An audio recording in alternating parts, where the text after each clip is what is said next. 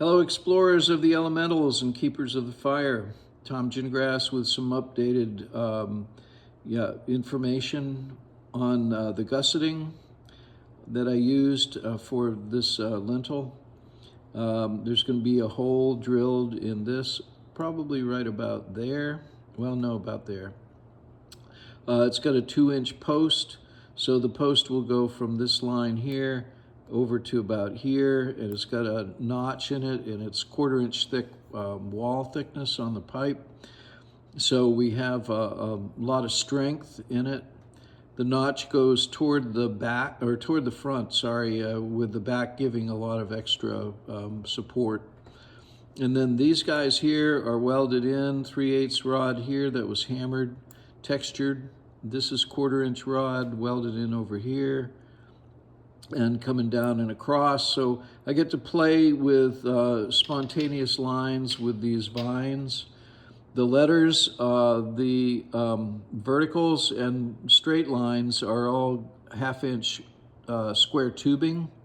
The curved letters, the O's and the R's and the Z are all 1/2-inch square bar.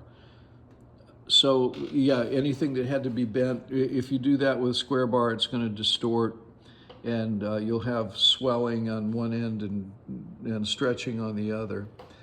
Okay, and then up in here, running it again back through, but I wanted to play a little bit and have some levity in the way that the rod reads. I'll get to this part in a second with the crystal, but this stuff here starts a scene in nature. I have a video coming with a little bit of welding on this part here. It's an agave. This is Texas after all, and kind of a rocky scene. I could have gotten really crazy into this and used copper and brass for light and shadow and that kind of thing, but it is sunset. So I wanted to, show a scene where the pathway of the deceased is going through from the crystal. You see the crystal here in this torch staff sort of thing from the medieval. The guy liked Tolkien and all of that, therefore the phrase "forth and unto the horizon." And then here going across the bridge, and then this is a suspended spirit within the within 1/4-inch copper tubing and a crystal there. Notice how the light plays with the laser in the crystal. It really is very cool.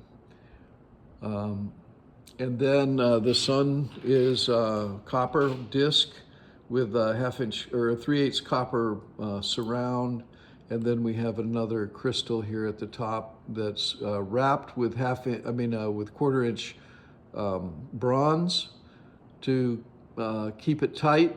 It's a lot more user-friendly to bend when it's annealed, and I had to have it fit into grooves in the stone. Let's see if I can get you a little view. Here's a notch here on the side where it locks in the bronze. And then steel on the outside, kind of as a protective cage. I thought about, hailstorms and that kind of thing. So anyway, so we continue on with the scene. Mom and Dad down here, Mom and Dad. And Dad's got a brook that sort of runs through, and we have a waterfall and another waterfall and a pool down here at the bottom.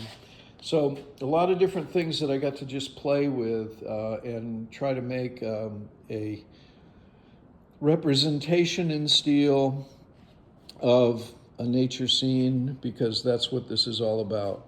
Going off into nature, going off into the great beyond,